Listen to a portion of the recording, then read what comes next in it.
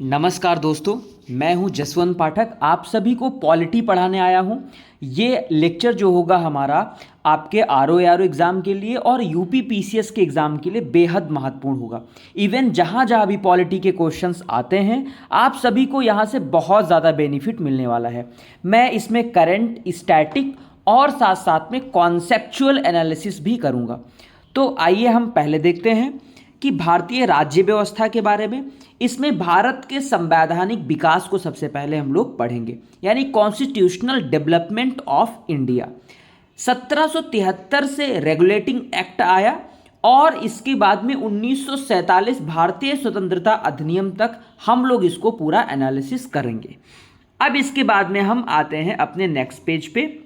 भारतीय राज्य व्यवस्था में अगर देखें तो भारत का जो संवैधानिक विकास है, यानी जो कॉन्स्टिट्यूशनल डेवलपमेंट है, वो आपका 1773 से लेकर और 1935 और 47 तक ये जाता है।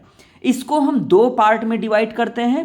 पहला पार्ट है हमारा 1853 तक, दूसरा पार्ट है हमारा 1935 यानी 47 तक।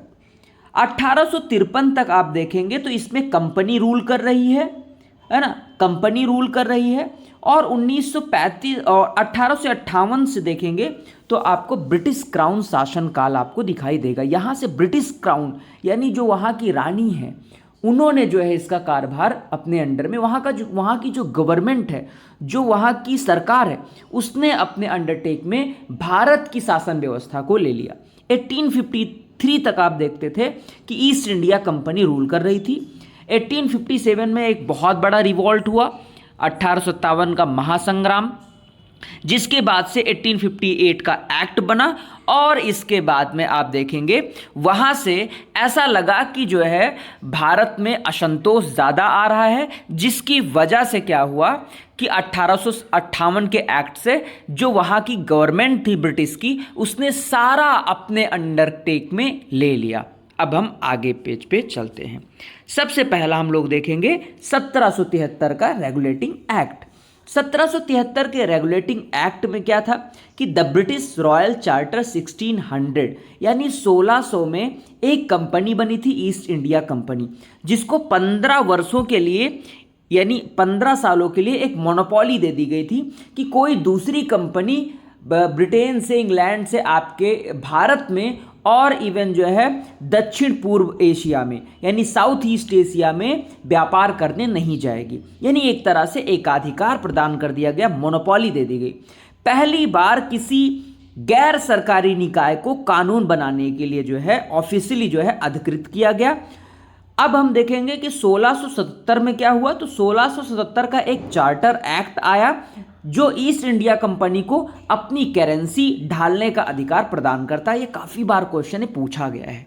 अब हम आगे चलते हैं, आगे देखते हैं। बहुत इंपॉर्टेंट है 1773 का रेगुलेटिंग एक्ट, तो हम लोग इसको ज़रा सा भी मिस नहीं कर सकते हैं।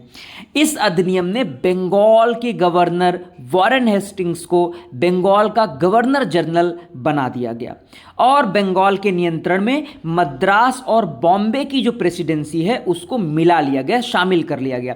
इसने भारत में केंद्रीकृत प्रशासन की नींव रखी, यानी आप देखेंगे सेंट्रलाइज्ड एडमिनिस्ट्रेशन यहाँ पर दिखाई देगा आपको।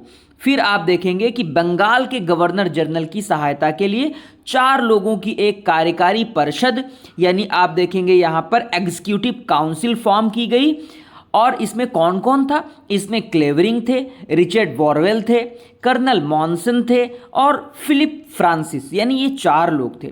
निर्णय बहुमत से होने थे। गवर्नर जनरल बराबरी के मामले में मतदान कर सकते थे। गवर्नर जनरल बहुमत के फैसले को मानने के लिए बाध्य थे। और यहाँ पर 2 और चीज़ें हुई। पहली चीज़ तो फोर्ट विलियम में जो है यानी कलकत्ता में उच्चतम न्यायालय यानी आप देखेंगे सबसे पहले सुप्रीम कोर्ट की स्थापना होती 1773 में। सर एलिजा एम्पे जो है इसके पहले मुख्य न्यायाधीश बनाए गए। इतना आई होप क्लियर। अब हम लोग आगे चलते हैं। अब आपका आता है 1784 का Pitt's India act. Pitt's India act में हम लोग देखेंगे कि the governing council of the governor of Bengal was reduce to 3 members, यानी आप देखेंगे कि 3 सदस्यों तक घटा दिया गया। जो गवर्निंग काउंसिल थी। इस एक्ट में लंदन में 6 प्रिवी काउंसलर के साथ एक बोर्ड ऑफ कंट्रोल नियुक्त किया गया, जिसका अध्यक्ष ईस्ट इंडिया कंपनी के मामलों के मंत्री होते थे। इस बोर्ड का कंपनी के अधिकार क्षेत्र पर प्रत्यक्ष नियंत्रण था, यानी जो बोर्ड बनाया गया इस पर क्या था कि कंपनी का जो जुरिस्डिक्शन था इस पर पूरी तरह से कंट्रोल था। इस अधिनियम ने इंग्लैंड में कंपनी के मामलों के लिए एक दोहरी सरकार की शुरुआत करी, यानी आप देखेंगे ड्यूअल गवर्नमेंट की शुरुआत करी। फाइनली क्या हुआ, प्योरली यहाँ पर जो कॉमर्शियल जो कार्यभार थे, यानी जो व्यापार से रिलेटेड जो चीज़ें थी है ना, इनका नियंत्रण पूरी तरह से जो निदेशक थे उनके हाथों में रखा गया, जबकि जो पॉलिटिकल इन्फ्लुएंस था, यानी जो पॉलिटिकल मामले थे, जो पूरी तरह से जो है जो राजनीतिक कार्य थे, उनका नियंत्रण ताज के प्रतिनिधित्व वाले नियंत्रण बोर्ड को करना था, यानी जो क्राउन को, यानी जो वहाँ की सरकार को वो करते थे, उनके अंडरटेक में किया गया। ठीक है, अब हम लोग देखेंगे 1786 का चार्टर अधिनियम। इसमें क्या था, यह अधिनियम लॉर्ड कॉर्नवालिस को गवर्नर जनरल के रूप में नियुक्त करने के लिए उसकी मांगों को पूरा करने हेतु पारित किया गया था। इस अधिनियम में गवर्नर जनरल को गवर्नर जनरल और प्रधान सेनापति दोनों की शक्तियों के साथ सशक्त बनाया गया। तीसरा पॉइंट, गवर्नर जनरल विशेष मामलों में परिषद के निर्णय को रद्द भी कर सकता था, यानी ये 1786 के चार्टर अधिनियम में है। आप सभी लोग ये जो वीडियो है इसको प्रॉपर देखें, इसको आप एक तरह से वॉइस की भी तरह सुन सकते हैं। आप हमारी आवाज़ ईयरफोन लगा के सुनते रहिए, आप 2-3 बार सुनेंगे, 1-2 बार आपको पूरा रट जाएगा। ठीक है, परेशान होने की ज़रूरत नहीं है। आगे चलते हैं, 1793 का चार्टर एक्ट देखते हैं। इसमें क्या था, भारत में कंपनी का व्यापार एकाधिकार अगले 20 वर्षों के लिए बढ़ा दिया गया, यानी इंपॉर्टेंट है ये, यानी 20 वर्षों के लिए जो मोनोपोली 15 वर्षों के लिए थी, 20 वर्षों के लिए फिर बढ़ा दी गई 1793 के चार्टर अधिनियम में। लॉर्ड कॉर्नवालिस को उनकी काउंसिल पर दी गई अधिभावी शक्ति को भविष्य के सभी गवर्नर जनरल और प्रेसिडेंसी के गवर्नर तक विस्तारित कर दिया गया, यानी अब क्या हुआ, लॉर्ड कॉर्नवालिस को एक तरह से ज़्यादा पावरफुल बना के भेजा गया। आगे चलते हैं, 1873 के चार्टर अधिनियम में हम लोग देखते हैं कि इस अधिनियम ने चाय और चाइना के साथ व्यापार को छोड़कर कंपनी के जितने भी कॉमर्शियल मोनोपोली थी उसको समाप्त कर दिया गया। बहुत इंपॉर्टेंट है, यानी अब जो कंपनी के पास में 2 ही चीज़ें रह गई थी, पहला चाय का व्यापार और चाइना के साथ व्यापार आप कर सकते हैं, बाकी सभी मोनोपोली आपकी खत्म कर दी गई। यानी अब आदेश दे दिया गया इंग्लैंड की कोई भी कंपनी आकर ये जो है एशिया के साथ में व्यापार कर सकती है। दूसरा क्या था, परिषद द्वारा बनाए गए नियमों को सालाना संसद के समक्ष रखा जाना आवश्यक था, यानी जो भी काउंसिल के द्वारा जो बनाए गए रूल्स एंड रेगुलेशंस होंगे उनको संसद के सामने दिखाना पड़ेगा कि भाई साहब आप क्या बना रहे हो। कंपनी, क्योंकि कंपनी तो घाटे में जा रही थी, लेकिन जो कंपनी के लोग थे वो बहुत ज़्यादा अमीर, बहुत ज़्यादा लग्जूरियस लाइफ जी रहे थे, यानी इट मीन्स कि अब करप्शन जो था, कंपनी के जो लैंड ऑनर्स थे, जो कंपनी के मालिक थे, वो एक तरह से बहुत ज़्यादा अमीर होते चले जा रहे थे। इस एक्ट ने ईसाई मिशनरियों को भारत आने और धर्मांतरण में संलग्न होने की अनुमति दी, यानी वहाँ के जो पोप चर्च जो थे, जो ईसाई मिशनरीज थे, वो भारत आए, उन्होंने बहुत बड़े लेवल पर, लार्ज स्केल पर धर्मांतरण कराया, धर्म परिवर्तन कराया और यहाँ पर क्रिश्चियनिटी का जो है क्या किया, प्रचार प्रसार किया। भारत की शिक्षा के लिए 1 लाख रुपए की राशि दी गई, यानी ये कोई भी, यानी बहुत ज़्यादा राशि नहीं है, यानी 1 लाख की राशि दी गई 1813 की। ये कई बार क्वेश्चन आया है कि बताइए 1813 के चार्टर एक्ट में कितने जो है शिक्षा के लिए कितना फंड किया गया था, तो 1 लाख रुपए। इसने स्थानीय सरकारों को लोगों पर कर लगाने का भी अधिकार दिया, यानी जो आपकी जो लोकल गवर्नमेंट थी उसको ये राइट दिया गया कि आप टैक्स को इम्प्लीमेंट करें। आगे चलते हम लोग, 1833 के चार्टर एक्ट को अगर देखें तो कंपनी के व्यापारिक कार्य समाप्त कर दिए गए, यानी अब कॉमर्शियल एक्टिविटीज़ खत्म।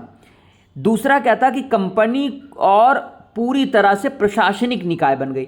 अब कंपनी, देखो कंपनी को दो ऑप्शन दिए गए कि आप बताइए आपको कॉमर्शियल एक्टिविटीज करनी है या आपको पॉलिटिकल। तो कंपनी होशियार थी, उसने कहा कि ऐसा है, हम पॉलिटिकली इन्वॉल्व होंगे, हम भारत पर कंट्रोल करेंगे, हम शासन सत्ता संभालेंगे, आप दूसरे को जो है व्यापार करने के लिए दूसरी कंपनी को आप कर सकते हैं। तो कंपनी जो ईस्ट इंडिया कंपनी थी वो अब कॉमर्शियल ना होकर अब वो प्रशासनिक बन गई, यानी अब वो जो है कॉमर्शियल एक्टिविटीज़ ना करके वो एडमिनिस्ट्रेशन संभालना शुरू कर दी। अब इसके बाद 1833 में बंगाल का गवर्नर जनरल भारत का गवर्नर जनरल बन गया, जिसकी 3 के बजाय 6 सदस्यों की एक एडवाइजरी काउंसिल भी थी। लॉर्ड विलियम बेंटिक 1833 में भारत के पहले गवर्नर जनरल बने। यानी क्वेश्चन आता है कि बताइए 1833 में भारत के पहले गवर्नर जनरल कौन थे? तो लॉर्ड विलियम बेंटिक। ओके, आगे चलते हैं हम लोग। 1833 में और क्या क्या था? मद्रास और बॉम्बे ने अपने सारे जो लेजिस्लेटिव फंक्शंस थे वो बंगाल को सौंप दिया। गवर्नर जनरल और उसकी परिषद को पूरे ब्रिटिश भारत के लिए और सारी विधायी शक्ति दे दी गई। कानूनों के समेकन और संहिताकरण के लिए, समेकन यानी कंसोलिडेशन एंड कोडिफिकेशन लॉ के लिए पहला विधि आयोग, पहला लॉ कमीशन इस्टेब्लिश किया गया। कब किया गया? 1834 में किया गया। क्लियर? आगे चलते हैं हम लोग। 1853 के चार्टर अधिनियम में हम लोग अगर देखें, एक्ट में देखें तो क्या है? इस अधिनियम द्वारा कार्यकारी और विधायी कार्यों के पृथक्करण को विधान के उद्देश्य के लिए परिषद के अतिरिक्त सदस्यों के प्रावधानों द्वारा एक कदम आगे बढ़ाया गया। दूसरा क्या था? जो विधायी क्षमता थी, जो लेजिस्लेटिव कैपेसिटी थी, उसमें 12 जो है मेंबर शामिल कर दिए गए।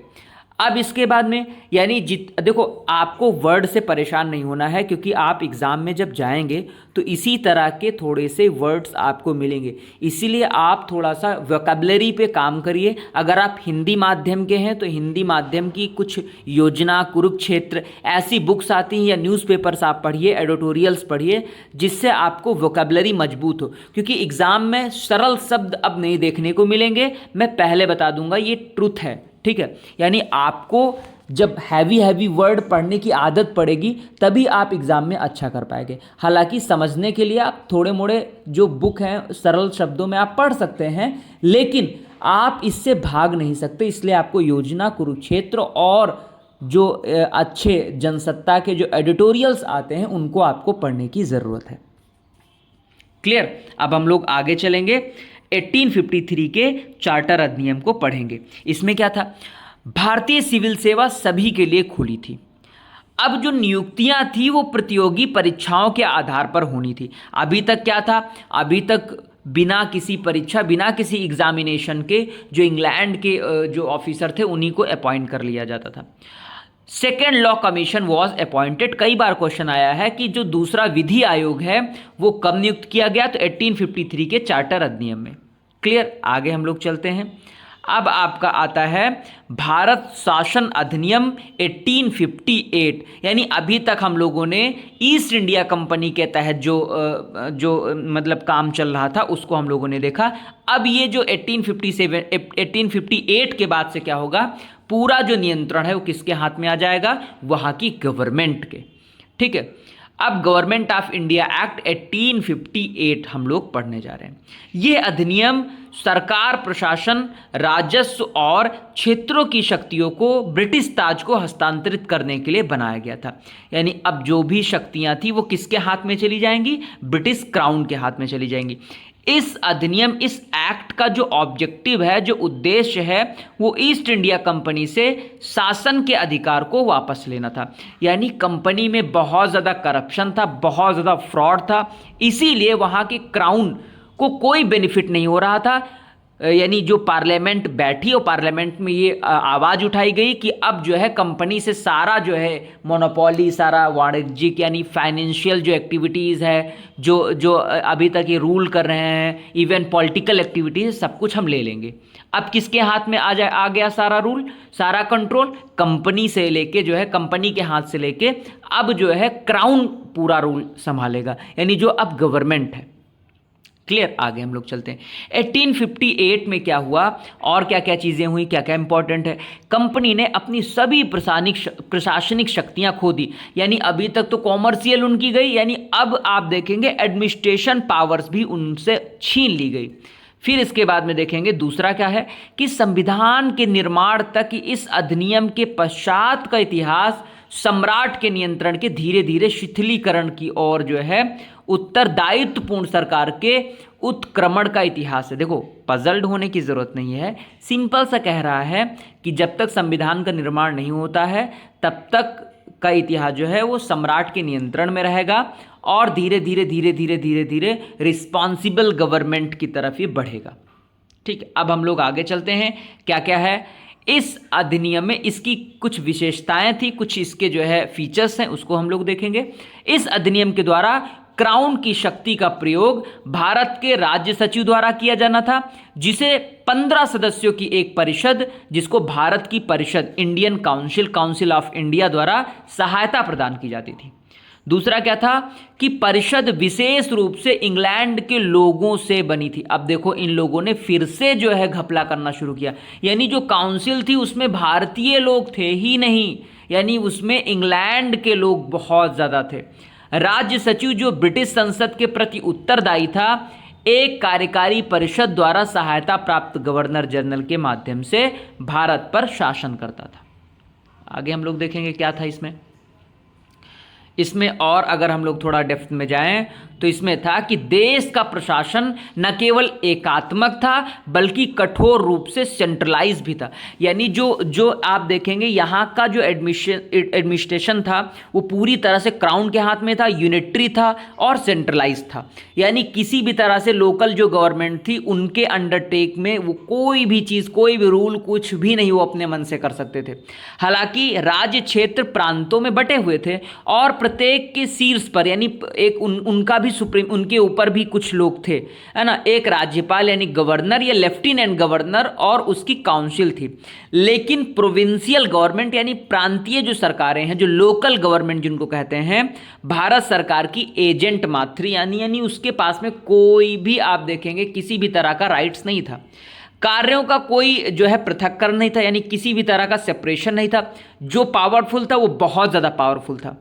ठीक है, भारत सरकार के लिए सभी अधिकार, सभी राइट्स सपरिषद गवर्नर जनरल में ही नहीं थे, यानी गवर्नर जनरल बहुत ही ज़्यादा पावरफुल था, जो राज्य सचिव के प्रति उत्तरदायी थे, यानी जो राज्य सचिव होते थे, जो सेक्रेटरी ऑफ स्टेट होते थे, गवर्नर उनको रिपोर्ट करते थे। आगे हम लोग चलेंगे।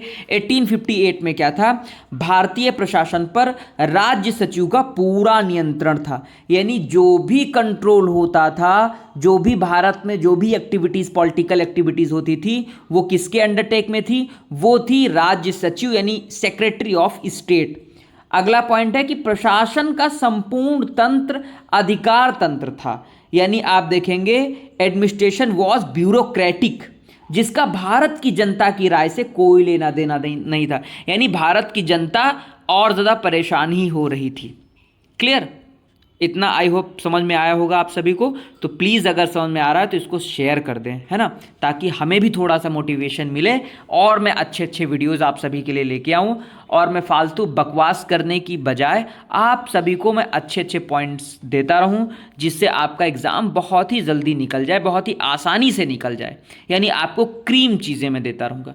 इवन मेरे और भी वीडियोज़ आपको बोर्ड पर मैं पढ़ाऊँगा, कुछ ऐसे वीडियोज़ हैं जो आपको बोर्ड पे भी मिलेंगे, उनकी प्लेलिस्ट बना दी गई है, उस प्लेलिस्ट से आप जो है हमें आप देख सकते हैं, हमें आप पूरी तरह से सुन सकते हैं। क्लियर। अब हम लोग देखेंगे 1861 के जो है इंडियन काउंसिल एक्ट में, इसमें क्या था, थोड़ा सा 1858 में जो था उसमें लोग असंतुष्ट थे, अभी भी भारतीयों के लिए कुछ भी मिला नहीं था।